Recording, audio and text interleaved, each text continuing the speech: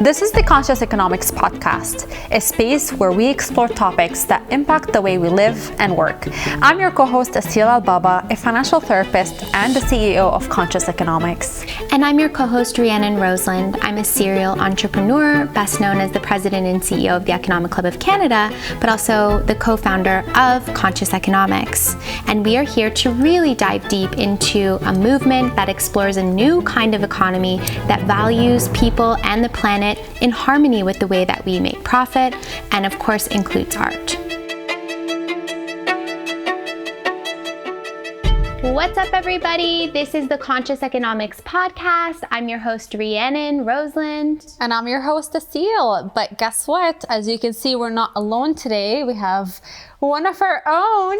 I'm Emily Gioskos. I was hoping you were going to introduce me because you introduced me better than myself. I was like... Emily is here with us. So Emily is, of course, a part of the Conscious Economics team, but she's also the co-founder of Queer Collective. She's an artist, she's an activist, she's an incredible extraordinaire. And we're here today because, of course, it's Pride Month, and we want to give a happy Pride shout out to everyone who's celebrating, everyone in the community. We hope you have a healthy, safe Pride. And today we wanted to talk a little bit about what it really means to be an ally to the community. We wanted to talk about a few issues like pinkwashing and some things that come up during this month when everyone kind of seems to run onto the bandwagon of trying to support the community, but sometimes that doesn't always feel very deeply genuine. And so we wanted to have a real honest, conscious conversation about that. So that's what we're here to do today. So Asil, what do you think of when you hear that term pinkwashing, and can you think of any examples where you've kind of seen that happening? I'm very aggravated with anything that's ingenuine, and pinkwashing is definitely almost synonymous to that, because pinkwashing is when companies simply slap a rainbow over their logo or claim to be LGBTQ allies during the month of Pride specifically, because of all the marketing that it generates for their brand, when in reality their brand doesn't necessarily do anything to genuinely step up into these conversations and show different support to the LGBTQ community across the year. Mm-hmm. So this is really what I think about when I think about pinkwashing. But before we get into it, actually, so I don't have examples of specific companies because this is not what this is about. We're just bringing awareness to these concepts in general. And I'm interested more to hear starting with maybe your personal story, because not only are you leading a beautiful community effort to create a queer collective and what you're trying to do for your community, but let's start on a personal level with your story. So when did you discover your sexuality, and how did you come out to your parents, and what was that journey like for you? This is kind of a funny story. So I honestly didn't realize that I was queer until I was probably like 19 or 20. And the main reason for that is because I didn't see any representation of myself. Like all I would see is heterosexual relationships in all the shows that I was watching. So I was like, that's what I have to do. Like, just, to go find a boyfriend and do that. And it never really felt right to me. And later on in my life, like a lot of my friends started coming out of the closet, and I was like, that looks fun. And I was kind of jealous, like looking at them, and then I was like, just sort of like discovering my own feelings. Like, why am I jealous of their relationship right now? That's kind of weird.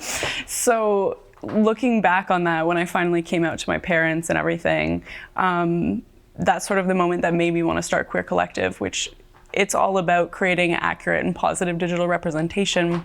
And of course, there's a focus on uplifting local queer artists, but it really started in the representation piece.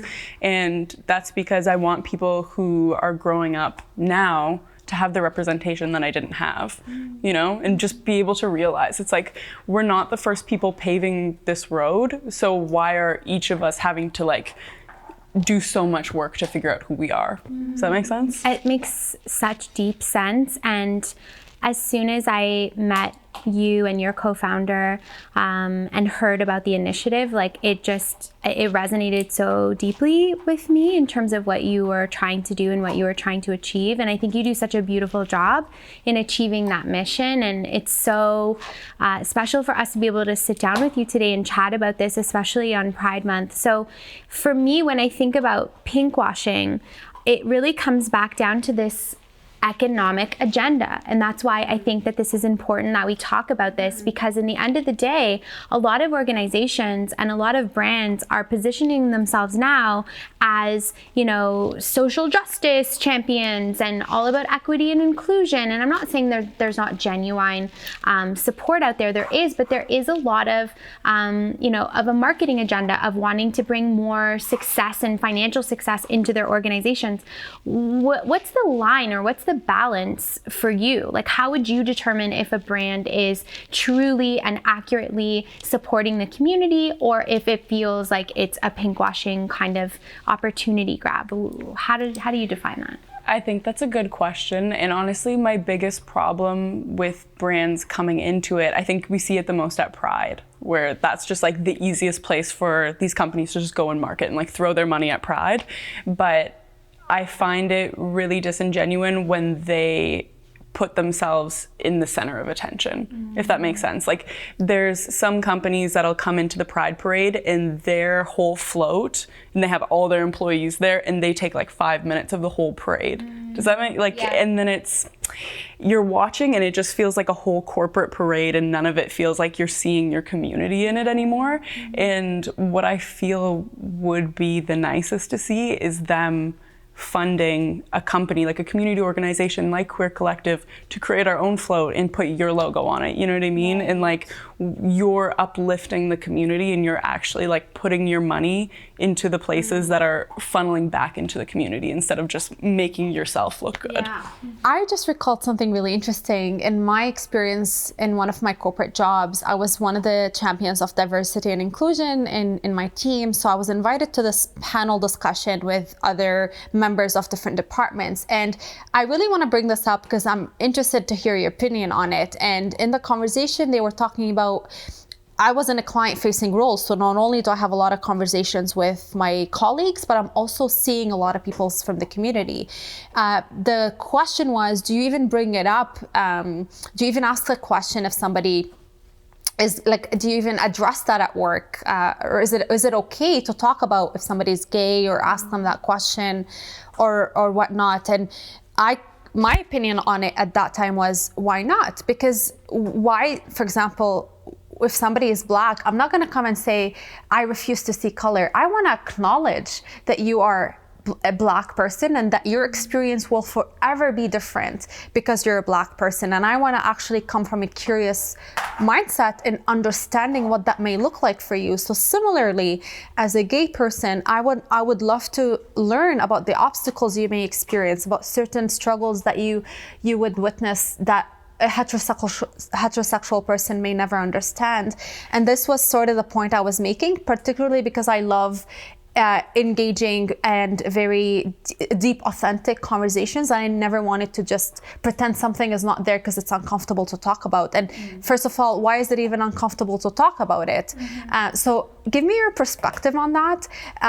As a person in this community, how can people respectfully engage in conversations with you where they're coming from a curious perspective? And what does that look like? I think that's a good question, because I have been in a lot of like corporate situations where it's been a bit awkward and strange. But I think as an ally, just in general, the best way to go about things like that in the workplace environment and outside of the workplace environment is to just not assume that someone isn't in a same-sex relationship or is in a straight relationship. You know, don't go in being like, do you have a boyfriend? Like, instead just say, do you have a partner? Do you have a significant other? Like, those kinds of questions where you're neutralizing the language. And then if that person feels comfortable with you and they want to share that they're in a lesbian or gay relationship, then they will.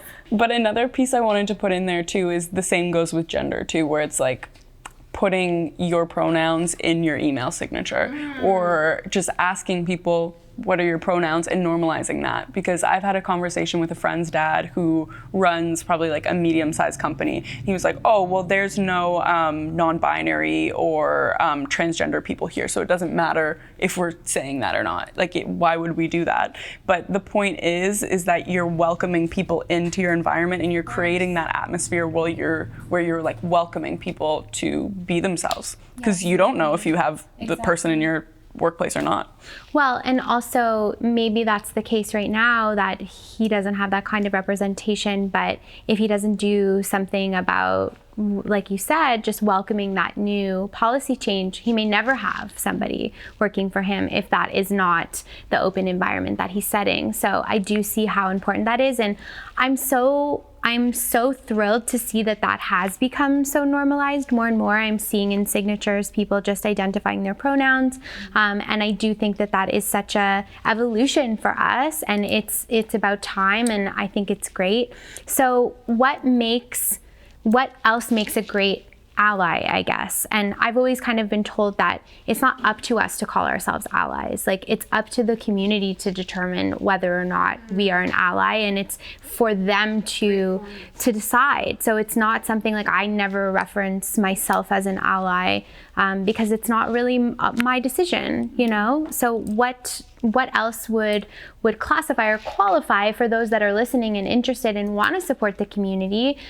What other things can be done to support in a genuine way? Mm-hmm. That's a good question. And I think that kind of reflects the point that I brought up earlier about corporations sort of like taking up space. Queer culture is really fun, and people want to be included in it. Like, drag is so fun to go and watch, and being at the Pride Parade is a really great experience. So the way that you go about it as an ally is just not taking up too much space when you're there. You know, like, you're there as a visitor. This isn't necessarily your space, but you're welcome. You know what I mean? You're welcome to be here. It's so nice when you see the like proud moms, or like the proud trans mom walking through the parade. Like, that part gives me goosebumps. I love that.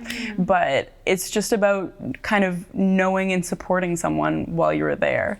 And that's the way that I would want corporate sponsorships to go as well. Is like, you wouldn't go into a BIPOC event as me as a white person and go and take the mic and like take up all this space, you know, and the same goes for queer spaces. Yeah. Like, my brother is gay, actually, and it's not enough that I'm obviously having him part of my life and loving him and respecting him. It's also my responsibility, especially because the culture we come from doesn't necessarily embrace homosexuality in the way Canada does. So my responsibility is to always have that conversation with people who are not ready to have it, whether they're overseas or even sometimes within our culture. And this is what I feel is an ally's role, to help bridge that gap, to speak up when they see injustices taking place, whether they're explicit or not, and to always make sure that there's a safe environment where people from different sexual orientations are feeling welcome, and normalize that conversation, like you said earlier. So that's such an important point that I kind of forgot to bring up, because you asked earlier how I came out of the closet, and I didn't really say because I was shy, but I was too scared to come out of the closet. And when my sister came home from Australia, she kind of did it for me, which is like, that's allyship, you know? When someone feels too nervous to do something, it's like being that sister or brother, just that sibling that goes and supports someone and like takes a little bit of the load. Yeah, I was definitely that person for my brother. I was the first person to know in our family, and it just so happened that my prom date was actually, who was one of my best friends, came out as gay shortly after. So he became my brother's mentor, and I introduced them to each other because I wouldn't know what struggles my brother was going through, getting in touch with that identity and owning it. So he needed a mentor. And I was able to connect him with somebody who created that mentorship for him, because I can't claim to know the answers. It was also very confusing for me to know what he was going through and what he wanted to figure out. So that's a really cool point. Well, and I think that the last point I think that we can make off of this is that it's really easy to show up when it's the fun time, when it's the parade, when it's Pride Month, when we're dancing, when we're singing. But what about the times when the community's suffering? What about the times when there are injustices? You know, are you speaking up in those moments? Are you opening your doors in those moments? Or is that when, you know, you disappear? Because I think that in the end of the day, and we see this with so many communities, whether it's Black History Month, where all of a sudden Black artists are being, you know, asked and called upon to do things so we can showcase what we do, but then where are those all the other 365 days of the year? So all I'm saying is that I think it's really important that when organizations or individuals that aren't part of a community want to support a community, that we're not just supporting that community in the fun party moments. You know, obviously Pride is an incredible celebration, and there's a lot of fun to be had, but there's many layers to the experience of being a queer person that are not always glamorous, and sometimes it's in those moments where we need to see that support. And so I think that that is the biggest takeaway for me, and how I think about it is how can we continuously every single day of the year show up for the various different communities that we want to serve and include in this movement, and ensure that we are doing just that, and that our door is always open, and that our house is open for everyone, because that is the movement that we are trying to build. And to bring that back even more closely to conscious economics, we are definitely very passionate about conscious consumerism, like putting our money where our mouth is. And what that means is really reflecting on your values and reflecting on, are your values being reflected in the purchasing decisions that you're making? So I do this exercise with my clients called value-based accounting, and I tell them, tell me what you spend money on, and I'll tell you who you are. And if there's a discrepancy in that, then you need to do like some serious deep thought. Having said that, Emily, let me redirect that question for you. Are there any resources or certain ways that you can share with us, or tips to ensure that people who do care about supporting inclusive companies and brands really do their due diligence and understanding how they can ensure that these decisions are made accordingly? So what can you say about that? I think the best way for you to support the community with your dollars is to buy from queer businesses, queer-owned, queer-run businesses. And there's a really good site in Toronto called Flamingo Market where you can just buy from a bunch of queer creators. It's honestly, we live in such a challenging time to be a consumer in like every way possible. Absolutely. It's so easy for these brands to put on a mask and like slap a label on something that means nothing, but makes you feel like you're buying the right thing. But you honestly, sometimes you never know. So as often as you can buy locally and buy from small queer creators, that's the best thing that you can do, in my opinion. I think that's really good advice. And again, I want to also say that as we go down this road and this journey of trying to become more conscious consumers, I also want to shout out to everyone who maybe feels embarrassed or shame about the fact that they may still be purchasing things out of need from certain organizations that maybe aren't considered the most conscious. And it's a process. Like we're talking about really life-changing decisions, developing new patterns and processes, and those things take time. So I just also want to say, like, no shame to anyone who is doing things right now and hasn't been thinking about it. It's okay, but it's just about how we can start to incorporate that and even start small. We may not be able to change our entire purchasing behavior, you know, in 1 second, but we can start making smaller choices, or at least supporting local businesses run by different folks. So that's a really good point, because sometimes we look at how monstrous the changes we want to do are and like feel overwhelmed by it, that we end up doing nothing about it. But if we take little steps, and that could be as little as limiting how much you spend on Amazon a month. Not to say like Amazon's a horrible company, there's convenience associated with that brand, but maybe supporting local, and if that is something that really matters, like you said, local, the Flamingo, what's it again? Flamingo Market, then there's ways you can truly put the energy behind the money that you truly circulate within the economy. And the more you do that consciously, even the way money flows in and out of your life starts feeling better, and that relationship naturally develops and improves. So I think that's a good time to wrap things up. And I am so grateful for you, not just being part of our team, but the work you do within the community as well. You and Laura, the Queer Collective, check them out and follow them, because their work is really, really like, it's about to explode. And so fun and hilarious and amazing. So thank you so much, Emily. We obviously love you, and happy Pride to everyone who is tuning in right now. Thank you so much for having me. So honored to be the first guest. This podcast is brought to you by RBC Investies. We express our sincere gratitude, because really this wouldn't have been possible without you. And especially the fact that you're waiving the first year fees for all the members and the followers of Conscious Economics. So if you're interested in taking advantage of this offer, you can use our promo code AA616, and the details of that would be in the show notes.